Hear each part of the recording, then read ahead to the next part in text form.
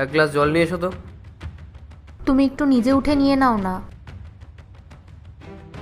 তাহলে এই কাজটা তুমি করবে? হ্যাঁ,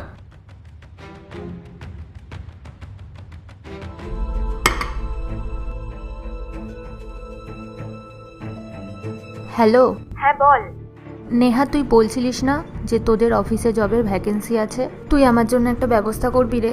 কেন রে, কি হয়েছে তোর? তুই যে বলেছিলি তুই জব করবি না, তাহলে এখন আবার কি হলো হুট করে? না না, আসলে আমার ঘরে মন বসে না। ও তুই আমার ইন্টারভিউয়ের জন্য একটা ব্যবস্থা করে দে না। হ্যাঁ, সেটা না হয় ঠিক আছে, কিন্তু একটা কথা বলতো, তুই এভাবে কান্নাকাটি করছিস কেন? কোনো প্রবলেম হয়েছে নাকি তোর? পরিষ্কার করে বলতো।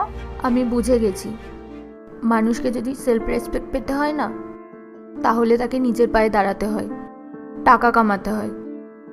ঘরের কাজ করে কি আর সেটা হয়? ঘরের কাজের তো কোনো ভ্যালুই নেই। আচ্ছা ঠিক আছে, বুঝতে পেরেছি। তুই টেনশন করিস না, আমি কথা বলে দেখছি। আর কান্নাকাটি করিস না, আমি তোকে পরে ফোন করে জানাচ্ছি, ঠিক আছে? ঠিক আছে, তাহলে তাড়াতাড়ি জানাস। ঠিক আছে, রাখ।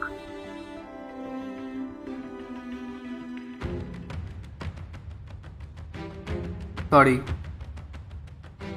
ইটস ওকে, আমি ম্যানেজ করে নেব, কোনো ব্যাপার না। আরে তুমি তো আমাকে দিয়েই দিচ্ছিলে জল। আমি কি এটা একবারও বলেছি যে তুমি যে কাজটা করছিলে সেটা ফালতু আর আমি যেটা করছিলাম সেটা বিরাট? না, তোমার জন্য না, আমার এমনি ভালো লাগছে না এই চার দেওয়ালের মধ্যে। দম বন্ধ হয়ে আসছে। আমি যখন জব করব, নিজে ইনকাম করব, তখন এ বাড়ি ইলেকট্রিক বিল, মাস কাবাড়ি সমস্ত খরচা আমি চালাবো। আর তখন তোমাকে আমি বলবো, ওয়ে এক গ্লাস জল এনে দাও। তখন না তোমাকে সেটা আনতে হবে, কারণ তোমার কাছে তো কোনো অপশনই থাকবে না। আরে তুমি তো আমাকে সেটা এখনো বলতে পারো, আমি নিয়ে আসবো তোমার জন্য জল। তার জন্য সেদিনের জন্য কেন ওয়েট করতে হবে? না, আমি সেই দিনই চাইবো, কারণ তখন আমার হাতে ক্ষমতা থাকবে। এখন তো আমি ঘর পরিষ্কার করি, ঘর ঝাড় দিই, আমি তো বোকা না। আরে ইয়ার পূজা, তুমি বিষয়টাকে এতটা সিরিয়াসলি কেন নিয়ে নিয়েছো? ব্যাপারটা তো এরকম কিছু ছিলই না। ছিল, তুমি বুঝতে পারোনি। হ্যালো। হ্যালো।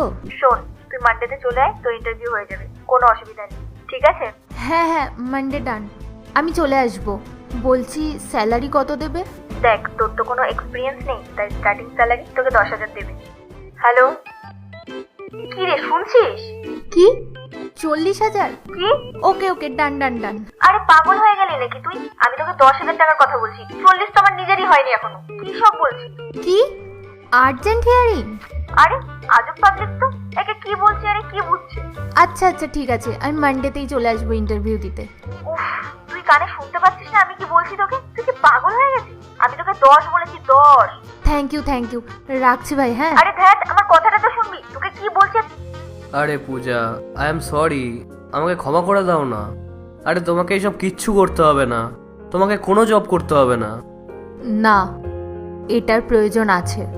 দেখো পূজা, তোমার যদি মনে হয় আমি তোমার সেলফ রেসপেক্টকে হার্ট করেছি, তো তুমি বলো, আমি এখনই বাইরে গিয়ে মুরগি হয়ে যাচ্ছি। যতক্ষণ না তোমার সেলফ রেসপেক্ট স্যাটিসফাই হচ্ছে ততক্ষণ তুমি আমাকে তুলতে আসবে না। কোনো লাভ হবে না এইসব করে। তোমার মনে হচ্ছে তো যে আমি তোমাকে অপমান করেছি, তাহলে আমাকে অপমানিত হতে হবে, তাহলে দেখবে সব ঠিক হয়ে গেছে। তোমার এসব কিছু করার কোনো প্রয়োজন নেই। কোনো দরকার নেই এইসব করে, ছাড়ো তুমি। না না, আমি এখনই যাচ্ছি। আরে বললাম তো কোনো দরকার নেই, ছাড়ো তুমি। না না, আমি যাচ্ছি, আমাকে মুরগি হতেই হবে। আরে ছাড়ো না। না না, আমি হব, আর আমার হওয়ার দরকারও আছে। আমি যাচ্ছি। মাত্র 10,000 টাকা? 12,000 টাকা তো রেন্টেই চলে যাবে। এই টাকা দিয়ে না কোনো মেড আসবে, আর না আমি মাসকাবাড়ির জিনিস আনতে পারবো। যাই হোক, এতে ওর তো একটু সোজা হয়ে গেল। ঠিক আছে, যাই গিয়ে দেখি।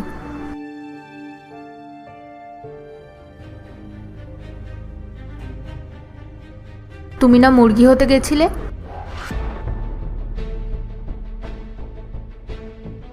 হ্যাঁ, আমি ভেবেছিলাম তো আমি মুরগি হব। তারপরে আমি ভাবলাম আমি মুরগি কেন হব। আমি তো তোমাকে মন থেকে সরি বলেছি।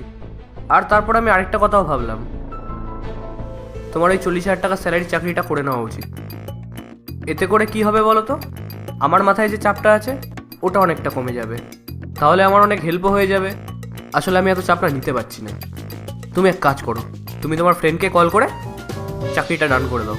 আর দেখো, যদি তোমার ইন্টারভিউ ওদের পছন্দ হয়ে যায়, তাহলে কে বলতে পারে তোমার 40,000-এর স্যালারিটা ওরা 45 করে দেবে। ভালো মজা হবে।